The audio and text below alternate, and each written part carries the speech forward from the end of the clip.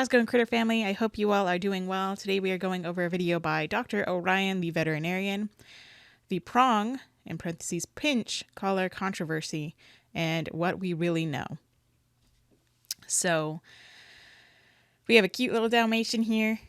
We have a vet, or a vet tech, and we have Dr. Orion. And we have this vet tech or vet person holding a prong collar. So, we're going to see, I don't think anybody should be promoting prong collars. You know, certainly not a vet. You would think a vet would know better, and would advocate against that. But maybe because they see people who have dogs that are choking and causing collapsed tracheas, that they think the prong collar is a better option to prevent that.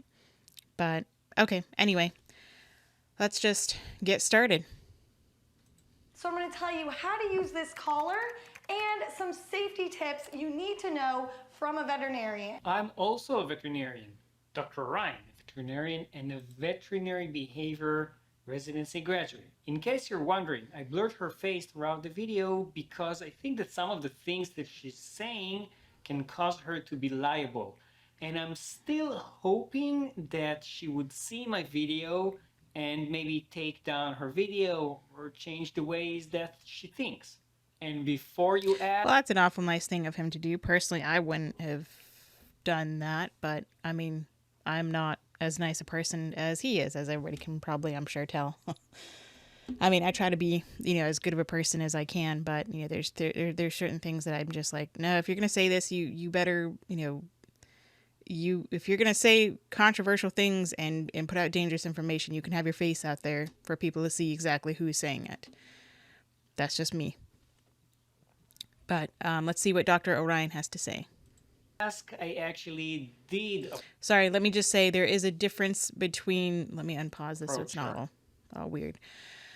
There's a difference between a veterinarian and a veterinary behaviorist, or in his words, veterinary behavior resident, or whatever he said. Let's go back so I don't misquote him.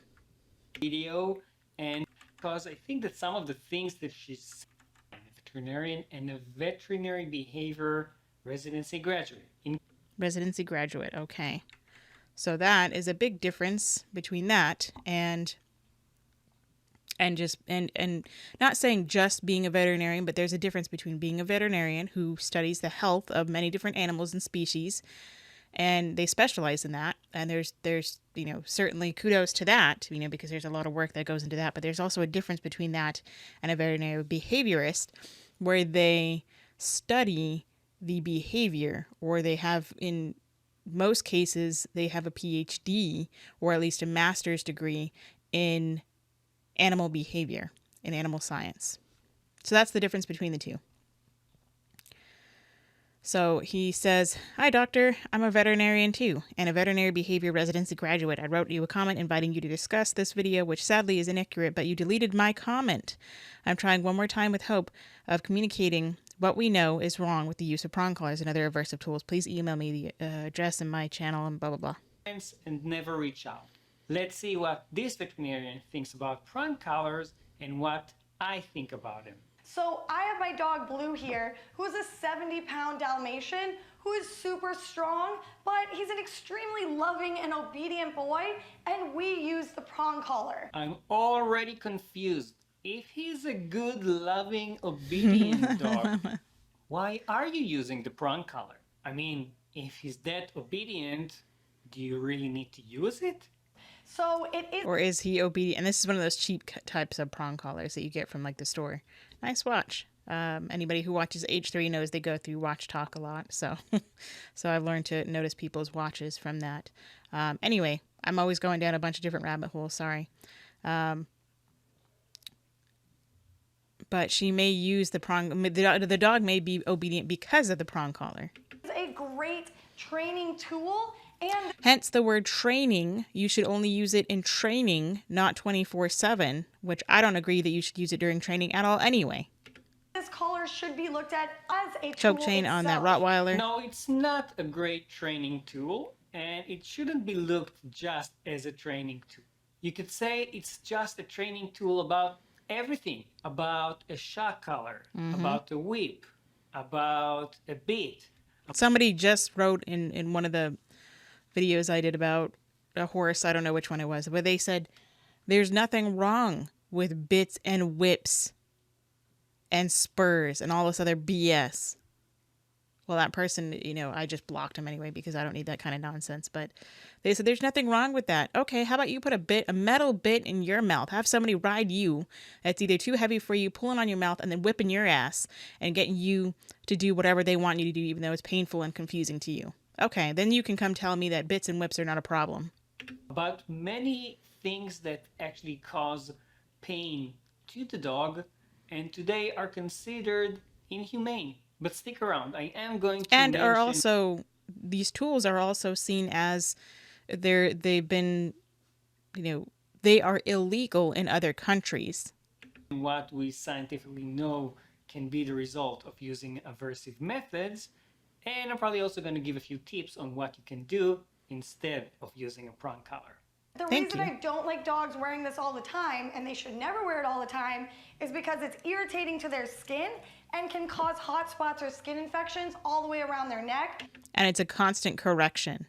Because it does have these soft metal prongs that aren't comfortable to wear all the time. First, they're uncomfortable to wear, period. Yep. That's exactly what prong collars are meant to do, to cause discomfort to the dog. Second, what do you mean by soft metal prongs? They're really not soft. They're metal. You can't have soft metal.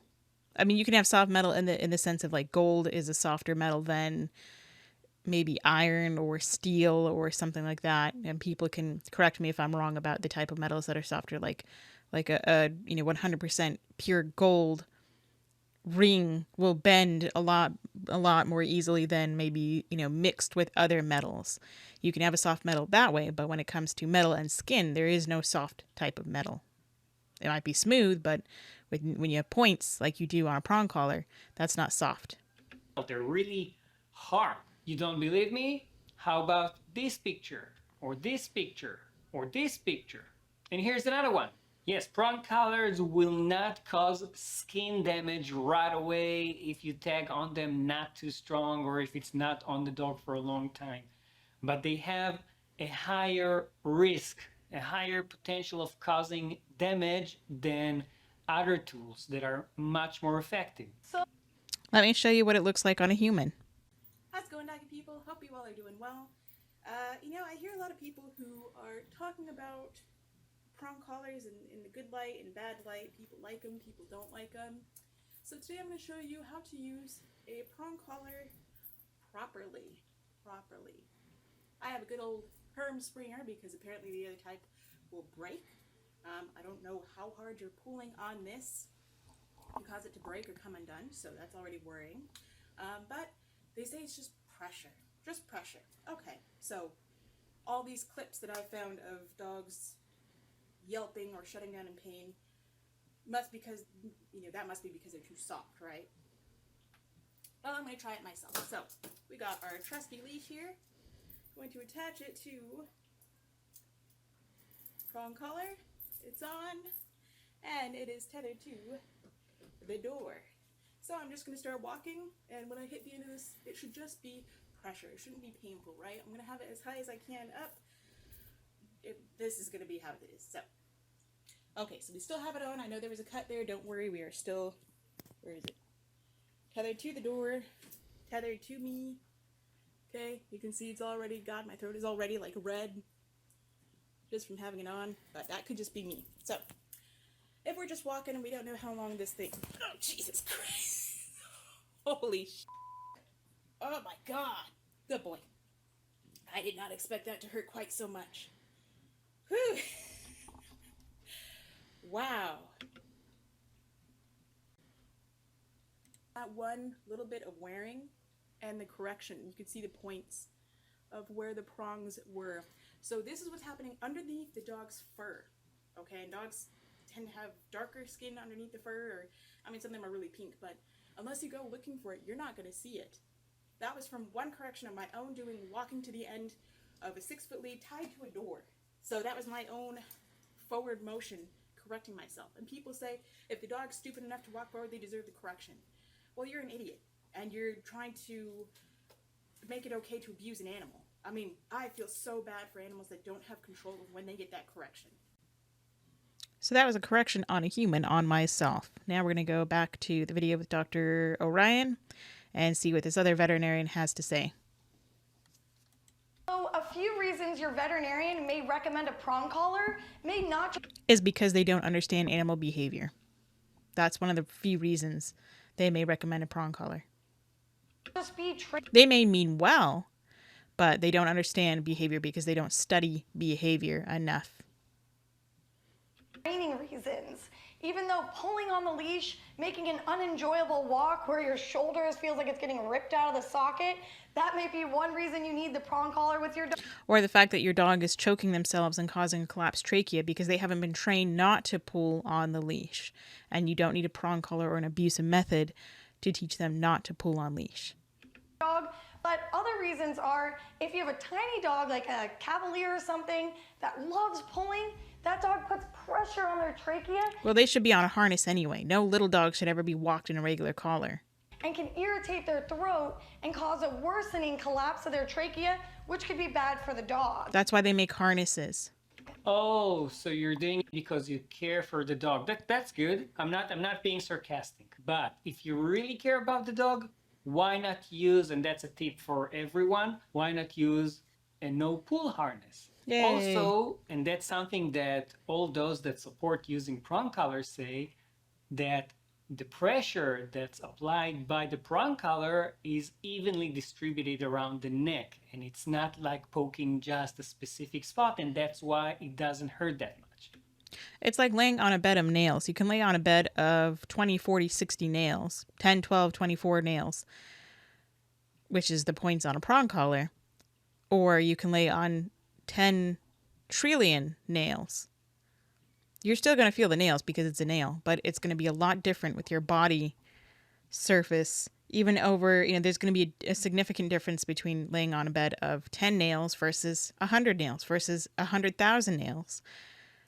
Again, you're going to feel it because it's a nail or prongs on a prong collar.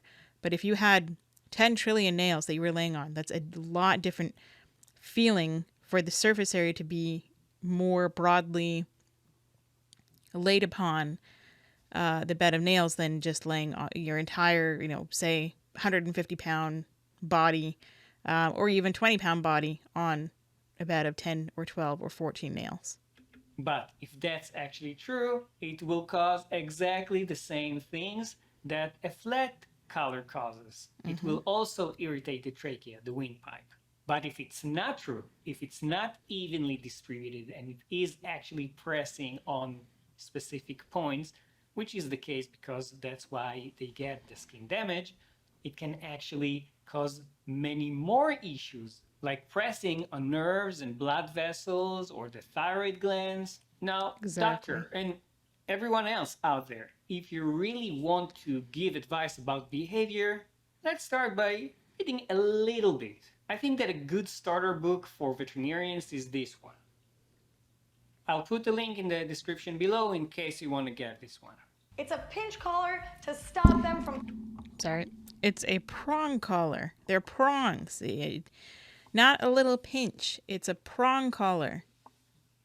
They're metal prongs. You want to call it pinch collar because it's nicer. Me, I have very sensitive skin, so and I'm very sensitive to, I don't know, my pain receptors, whatever you want to call it. But a pinch is my biggest pet peeve. If I accidentally get pinched by something or somebody pinches me, that makes me automatically want to punch something. Not because I want to actually hurt someone. That's just my instinct is that I would much rather have somebody stab me. Don't come stab me. But I'd rather, be bitten or scratched, but a tiny pinch is just what sends me over the edge versus being, like a larger surface of pain. That's just me. But I hate being pinched. pulling, they feel some discomfort and they don't want to pull anymore. So she admits that it causes some discomfort. Exactly how it works. Okay, so we are thinking alike. It causes the dog discomfort or even pain, depending on how bad you pull on the leash, and that's what stops the dog from doing the behavior. So basically, you're punishing the dog for doing some behavior that you don't like the dog to do. For example, pulling.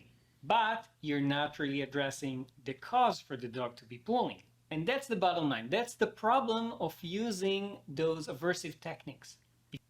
Now get 20% off at Chewy Pharmacy. When you order your pet's prescription from Chewy Pharmacy, If you don't deal with what's causing the behavior to begin with, then the dog is either going to continue doing the behavior or the dog is going to hide the behavior. But once the trigger for the behavior is high enough and it's over the dog's threshold, the dog is going to do the behavior without showing any signs, without giving any warning. And then a dog will pull you when you're not expecting it, or the dog will jump and bite someone, a dog or a person, without even growling or lunging or doing anything before, because he learned that every time he does the behavior, every time he gives that warning, he's going to be punished. So he ends up redirecting on the human, on the nearest animal. You know, he ends up lunging. It makes them worse. Let's address the main question a lot of you guys are here for. Is the pinch collar inhumane and Yes. does Yes. it cause a lot of pain to the dog? Yes. And the answer Absolutely. is no. No, you're absolutely wrong. That you're biased. I listen to science and common sense, and metal around an animal is not necessary. It's going to cause pain. Pain It's is yes. relative. So the pinch collar causes Oh, so because the dog's not yelping in pain, you're giving him a correction right now. Because the dog's not yelping in pain, then that means it's relative, that it doesn't hurt the dog. pinch to your dog's neck. Ow, ow, So ow, I ow, want ow. you guys right now to pinch yourself in the arm. All right. I'm not going to do that because I'm going to end up punching myself or punching a wall because I hate being pinched. Don't pinch me. I don't want a dog to be pinched. Don't use a prong collar and try to call it a pinch collar. That's It causes pain. I wouldn't have blurred this lady's face. uncomfortable and you want that pinch pain to stop. That is the same thing with But the dog doesn't have control of that, do they? Because a lot of times people will overcorrect, or they have a tight leash, or they have the collar too damn tight. So it's a constant correction, a constant pinching, a constant digging of the metal prongs in their throat. I can't make this point enough. this collar. No, it's not the same, because for starters, don't pinch your arm. Pinch your neck.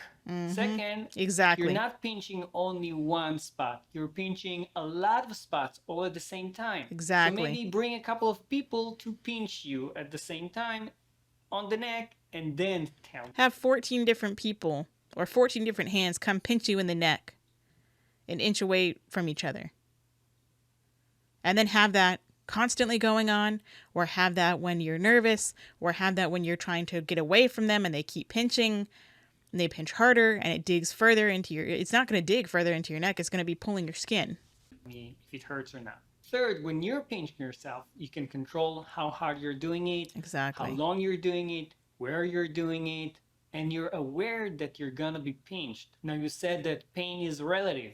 Yes, it is relative. Unexpected pain during a maybe stressful situation to begin with can hurt a lot more than expecting a not too bad of a pain to happen when you're all happy and relaxed at home. If you really want to see if prong collars hurt or not, put them on your neck and have someone else tag on them when you're not expecting it. No, but I'm kidding. Don't really try. I'm telling you, it hurts. Exactly. Don't do what I did in this video. I mean, this lady might be able to do that. I mean, I'm not actually telling her to, but it'd be nice if she did that to herself, so that way she could learn to see, oh yeah, this actually hurts like hell. If it didn't, it would have been working anyways. When the dog pulls, they feel the pinch and they want it to stop. And they even pay attention to you and ask, hey, what's going on? And that's what you want your dog to do without screaming at them and getting super So your dog will just scream to you to please stop the pain. Make this pain stop. That's what you want. You want your dog to be screaming at you, not literally, but figuratively, you know, like looking at you to stop this pain because they associate you with the pain. When the pain stops, when they're looking at you, they know you're doing the pain. You're causing the pain. frustrated. Yeah, no need to scream or get super frustrated. But think about it. You just hurt your dog. Your dog is turning toward you and like, what the heck? Why did you do that? And that's one of the issues. That's I love this guy. why we have studies showing us that it can actually affect the human-animal bond. Absolutely. And I'm going to prove it in just a second. And actually, the reason I'm not putting it on Blue right now is because he loves when this collar is on. No, that's absolute baloney. Because he would be jumping up and being excited. He looks rather dull, actually, and dulled down. He would be excited if he saw the prong collar. The only time he goes outside is when he has the prong collar on. So of course he's going to be excited. If I locked you in the house 24/7 for weeks on end, and the only time you got to go out is if you had one of these on your throat, which is no more natural on a human than it is on a dog, then you would be excited to see it too. If the only time you got to leave your house, or God forbid leave, your bathroom or your bedroom, was when you had one of these on your throat, or I'm not even going to say something similar. It's as foreign to a dog as it is to a human to wear a collar. We just use that around the throat or the face because, we get the most control over them. Because he knows we're about to go on a long walk. That doesn't mean anything. That Exactly. only means that your dog is associating that and going on a walk, which is something that the dog likes. That's actually a good thing. But The dog could also associate that with a harness. Go figure. it doesn't really say anything about the dog liking or disliking the prong collar. Exactly. So listen to this. There's a study by Kwan and Bain. It's called Owner Attachment and Problem Behaviors Related to Relinquishment and Training Techniques of Dogs. Not surprising, more dogs were surrendered to a shelter by owners that didn't have a strong bond between them and their dogs. Go figure. What can affect a bond like that? Well, punishing the dog. If a dog is afraid of you, he's not gonna have a good attachment to you, making it more likely for him to be surrendered to the shelter to begin with. Now check this out. Owners who used punishment-based collars reported less satisfaction with their dog's overall and leash walking behaviors. Yeah, it's a constant fight unless you use a harsh enough correction to abuse your animal and teach them to never pull again after one or two harsh corrections. You're always going to be in a fight with them. You see, people who did use punishment-based collars actually complained more about their dog leash pulling. Not convinced? I have another one.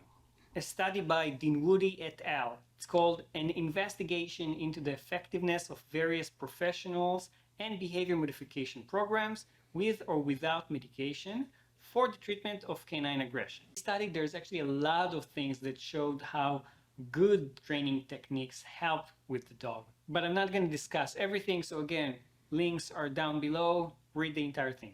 Excellent. They say, when employing behavior modification training techniques, response blocking was found to decrease probability for improvement when employed for treatment of fear aggression to other dogs and predatory aggression. That means that when the dog was prevented from doing the behavior, and that happens when you're using things like a prong collar, like a choke collar, like an Shock.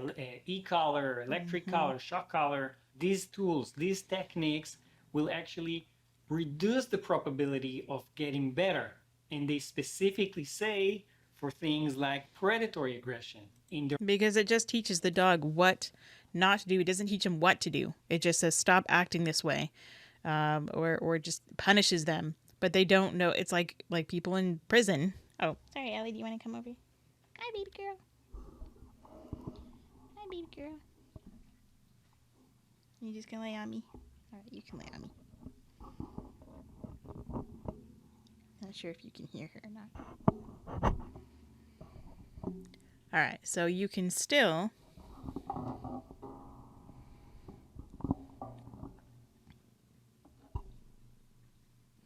All right, sorry, Ellie wanted to come lay on my lap. I don't know if you can hear her purring or not.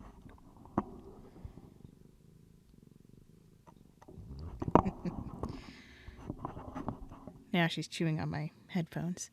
But just like the prison system, all they do is go there and get punished and treated, inhumanely, and then they come out and they're worse. Original video I'm reviewing, the doctor is saying that one of the reasons to use it is to prevent your dog from chasing squirrels. That's predatory behavior.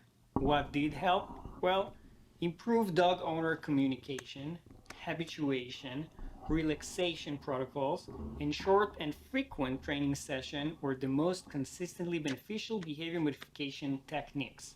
I'm gonna admit it, guys, I really was thinking and contemplating about making this video on prong collars because they are a controversial topic, but I'm a huge believer in safety for clients and their pets. So if pet owners knew about this prong collar, a lot of them may have been saved from situations that were dangerous, such as being... That dog is so dull. He is not happy about the prong collar. He knows what it means. He's getting corrected now. Look at how tight she is, how loud of hands she has when dealing with him. All he needs is this nice flat buckle collar or a harness and how to be taught properly how to not pull. I'm going to put a card up in the... Sorry.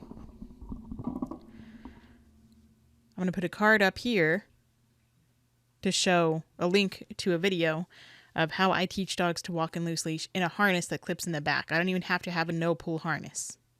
Pulled by their dog to get to another dog, pulled by their dog trying to get to a squirrel, things that can happen in a neighborhood. Also, for a vet, your dog seems a little bit overweight. I know a lot of vets want dogs to be able to see ribs and feel ribs. Your dog looks a little bit chunky.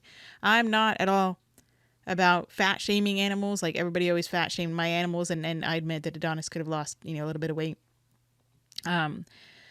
But that's just, I'm just giving her a hard time. She's talking about like safety and health and this and that. And it's like, your dog's a little bit chunky, especially for a vet. With other dogs being around and that owner not being able to control their dog and then being put in a situation that is really detrimental to that person and the animal. So now that we know that it actually doesn't really work according to the studies, and by the way, according to experience, if you ever had a big dog and maybe you still have a big dog and you're still using a prong collar, you know that they will still pull. In many of the cases, if it doesn't bother them that much, or if it just bothers them a little bit, they're still gonna pull you. Definitely during situations that they see a prey or they get excited because of other dogs or get afraid because of other dogs or people. And just because it doesn't stop them doesn't mean it doesn't hurt them.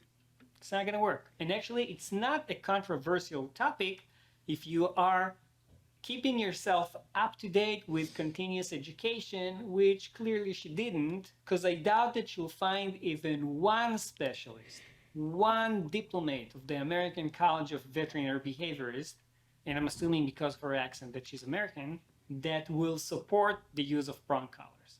Not convinced? Well, there's a study by Fernandez et al. Called "Do Aversive-Based Training Methods Actually Compromise Dog Welfare?" A literature review, and it goes over the details and other studies that were done before. Now, sadly, there's no specific studies, as far as I know, about the use of prong collar versus something else. So usually they fall under the category of aversive training. Even though the writers of this study, and I agree, say that we need a lot more information, we need more studies, we need more what's called prospective studies, meaning that we actually test to see what happens and not just ask people what happened before. They do say, generally, the published studies suggest that the use of aversive-based methods is correlated with indicators of compromised welfare in dogs, namely stress-related behaviors during training,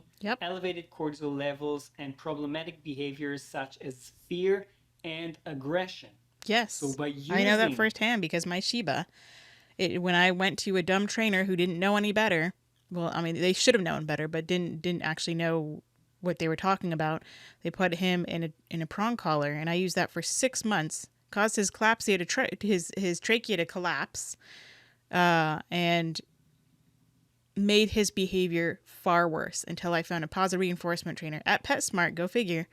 And she turned us around, and that's, where I began searching for and realizing that you can go to school to become a force-free trainer, and the rest is history. Training techniques, they're supposed to reduce aggression. You might actually make it worse when you're using aversive methods. Don't leave this collar on your dog all the time. It can cause skin infections around their neck, and it's uncomfortable for them to wear. This needs to be a supervised... So it's uncomfortable in general to wear. ...tool with your pet to be used for walks and training. Or maybe don't use it at all. Use something that isn't dangerous to your dog. Use something that doesn't cause discomfort to your dog.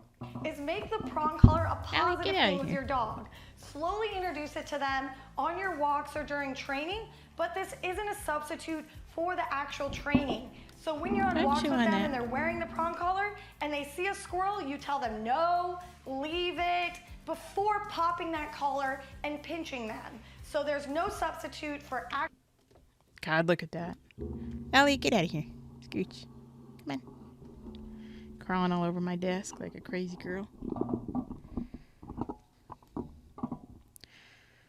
I don't recommend you do any of that. You don't need to tell them no. You need to work on a good, strong leave it, but have a positive association with it.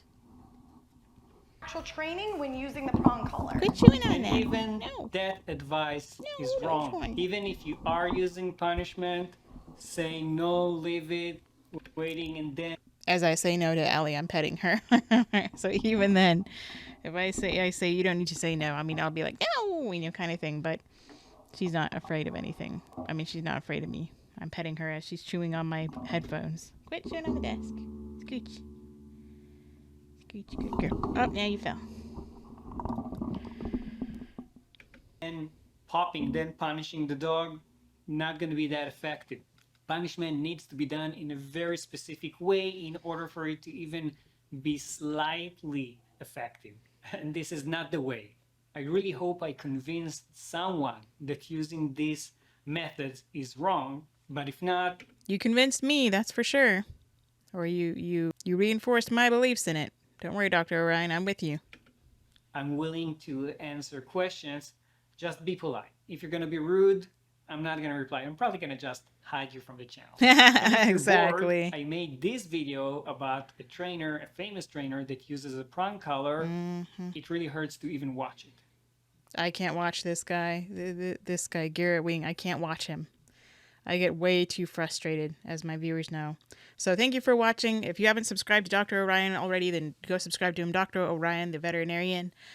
Hope you all are doing well. Hope you enjoyed this video. If you haven't seen my last video where I explained that I have printed out a book, I've written and have printed a book out in a physical copy, which also goes over how to use a harness and a leash just to teach your dog loose leash walking. Anyway, there will be a link to that in the description below if anybody's interested in that. Shameless plug, but anyway, hope you all are doing well. Go say how to do to your little critters. Say how to do for me. Give them some kind of love and they appreciate. And until next time, practice peace, patience, and positivity.